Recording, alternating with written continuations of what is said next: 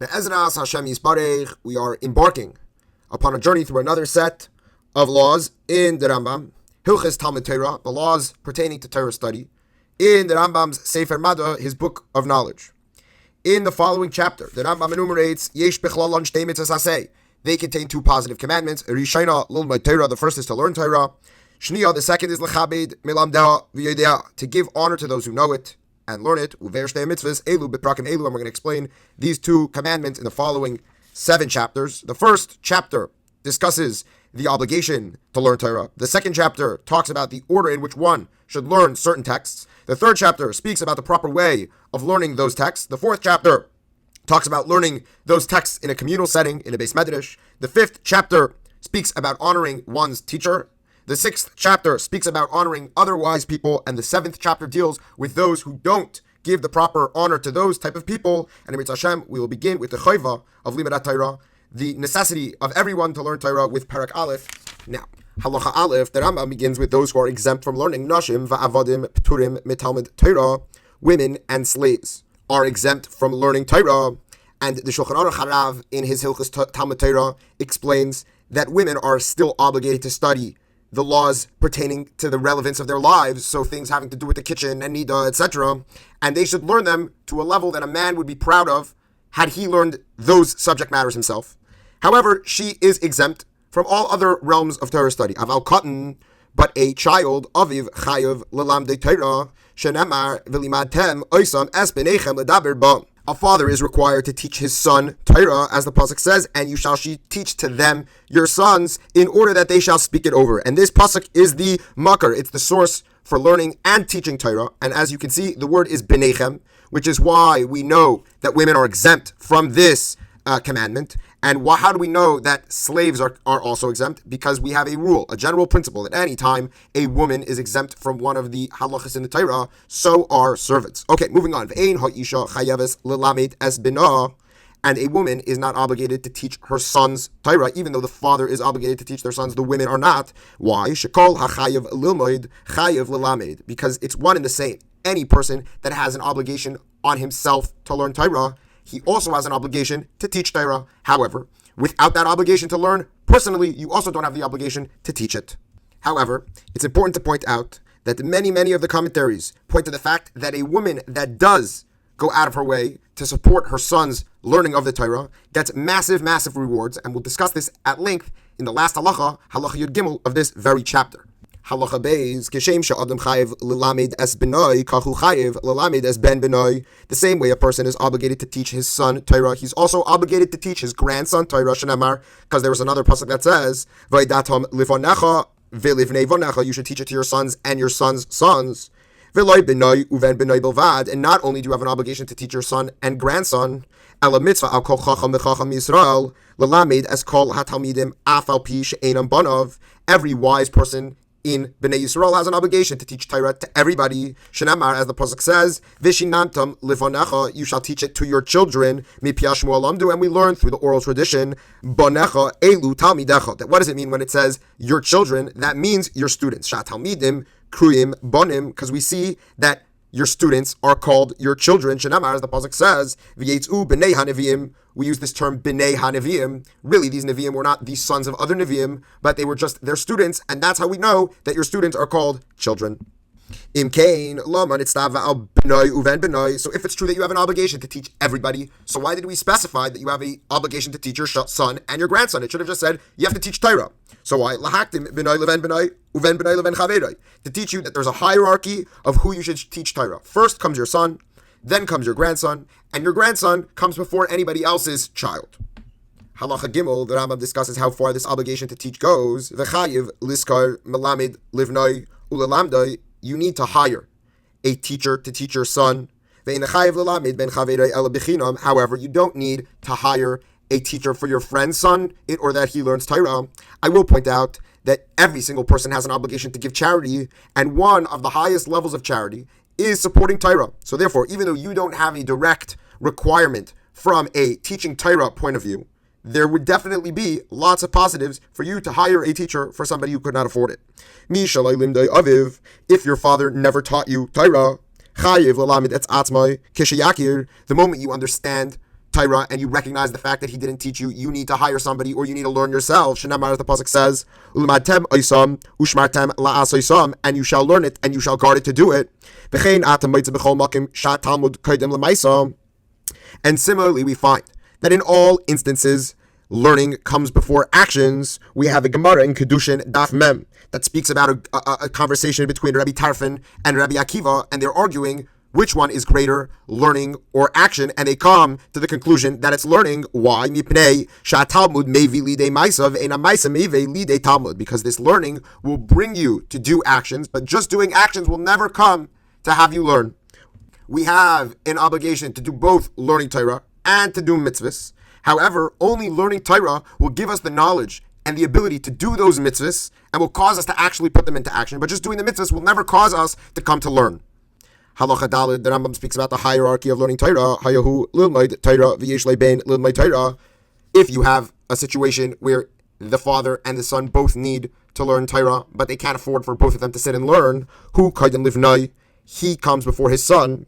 And the Alter Rebbe adds that this is only for what we would call secondary study. Of course, the son's primary Torah knowledge comes before the father's secondary study, etc. But if one of them was going to sit in kollel, the father comes before the son. But if your son is going to retain and be able to learn more stark than his father, so then he comes first. And even though in this instance the son comes first, don't think that this means that the father should completely nullify his Torah learning. Because just like he has an obligation to teach his son, he also has an obligation on himself. Meaning, even though the mitzvah to teach and to learn comes from the same source, the same pasuk, don't think that if you fulfill one, you don't have to do the other. No, both parts are integral, both to teach and to learn. So even though your son might be doing the primary Torah study, you also have an obligation to learn. Generally, a person learns Torah for a few years and then he goes and marries a woman. Because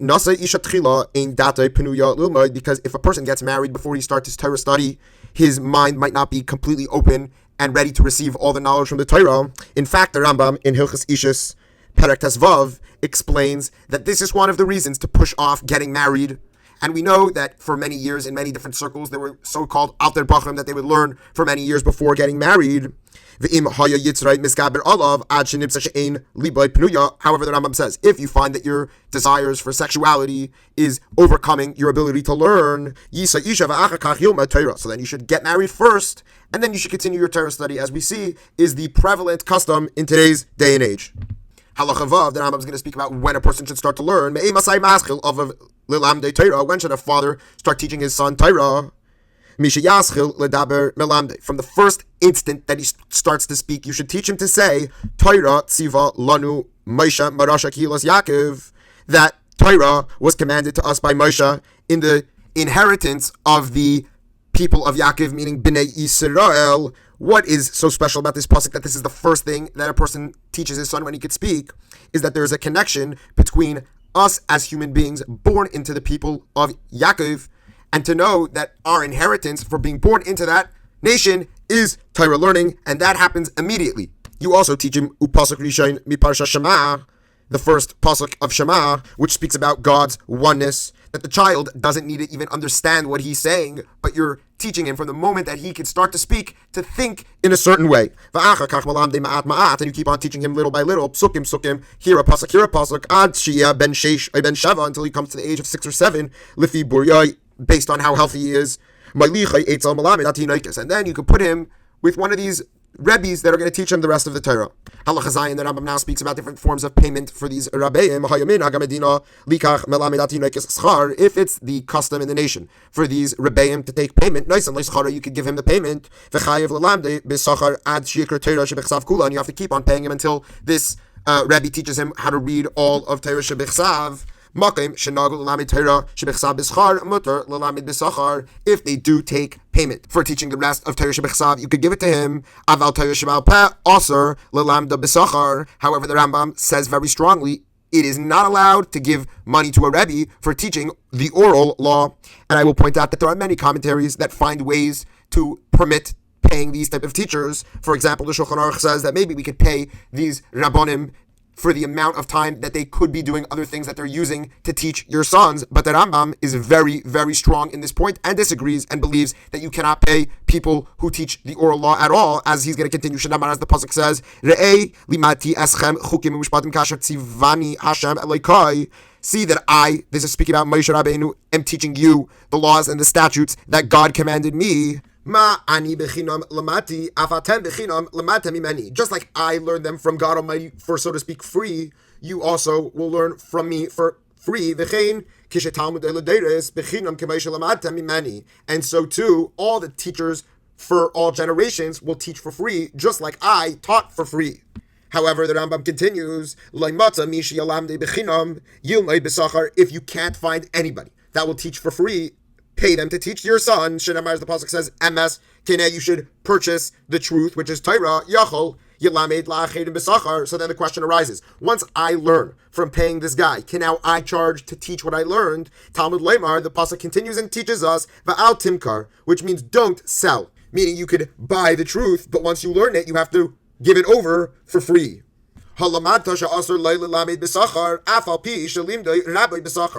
teaches us that it's forbidden for you to teach for payment, even though you learned it from your Rebbe for payment.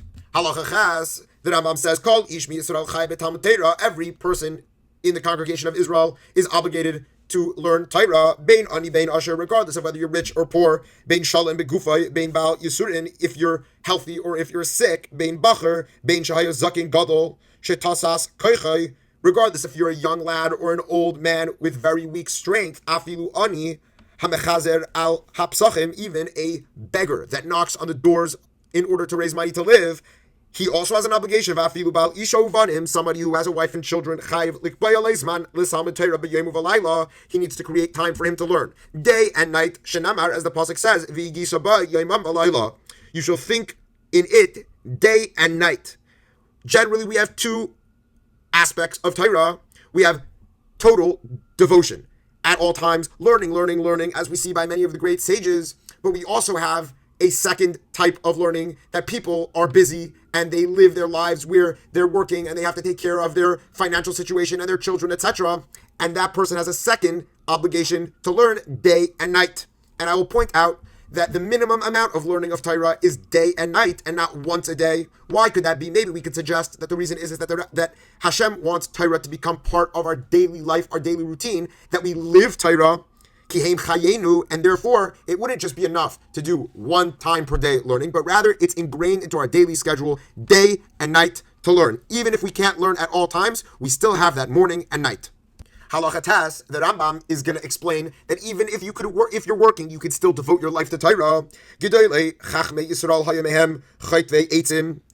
The great wise sages of Yisrael, some of them were wood choppers. This is in reference to Hillel. Umehem she'ave mayim, and some of them were water drawers like Rav Huna.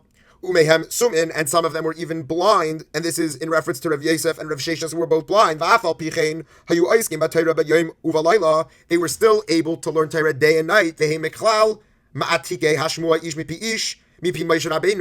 not only that, but they were an integral part in the continued Misaira, man to man, from Moshe, our teacher.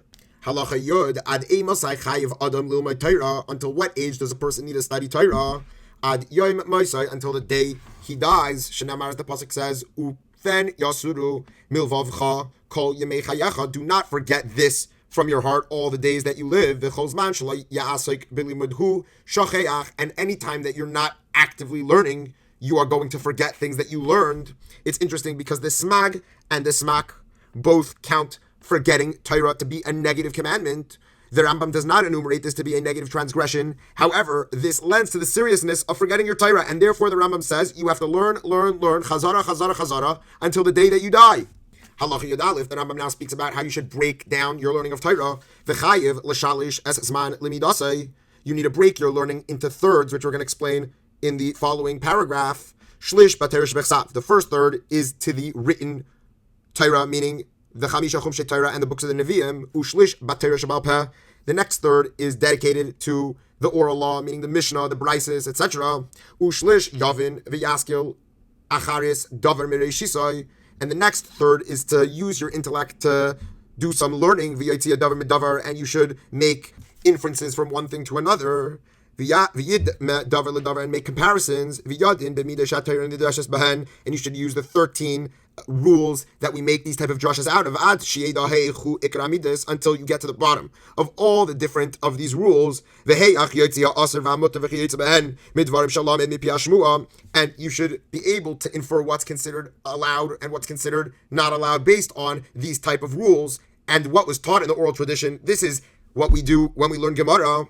And this is what we call Talmud. So 1/3 to learning the written law, 1/3 to learning the oral law, and then the last third to using those other 2/3 to create nudinim, to think, and to get to the bottom of every part of the oral law.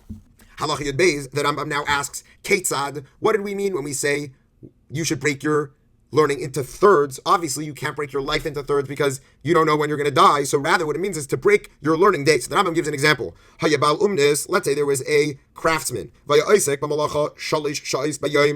He works 3 hours every day. Uvatayra tesha, and he learns for 9 hours.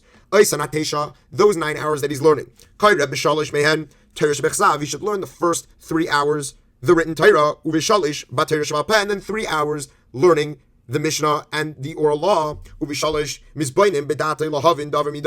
the last 30 he should use his brain to think and to compare, etc., one thing to the other, and the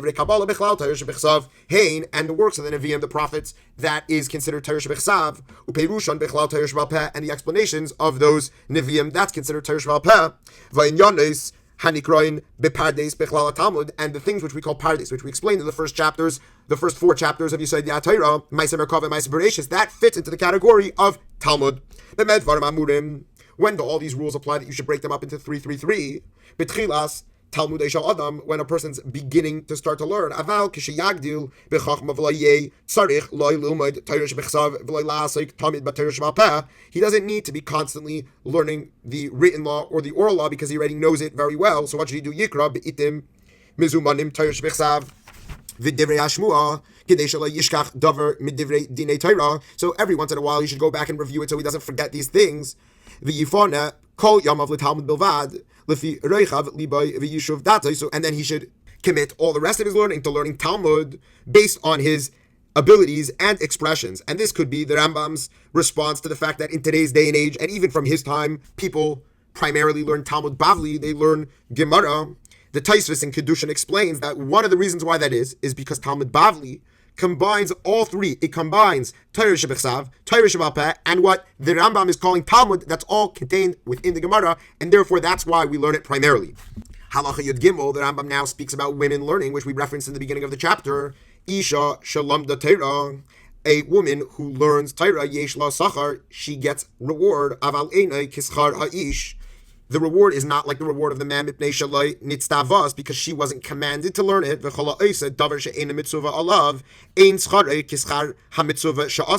Somebody who is never commanded to do something that does something, even though she gets reward, the reward is not like somebody who was commanded to do it.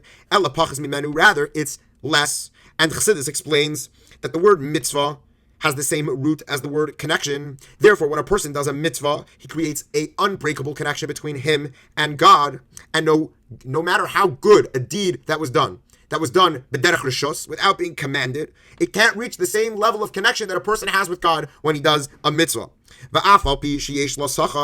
Even though this woman gets reward,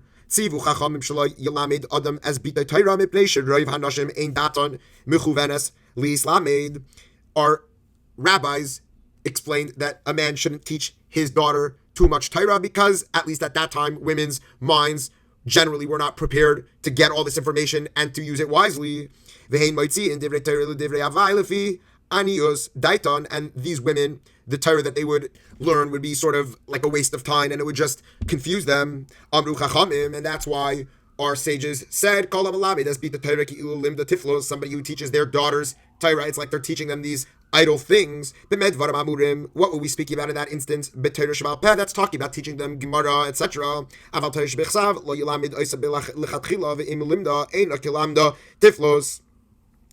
talking about Torah Shebal Peh. But Torah Shebechsav, the written Torah, even though it shouldn't be the first thing that we teach them like it is with the boys, a person that teaches it to his daughter, it's not like teaching this idle things. And again, I want to stress that with the Shulchan Aruch Harav explained in the beginning, that this is speaking about things that are not directly predicated to the woman's life and Jewish observance. Nevertheless, we see in all of these instances, the woman would get reward.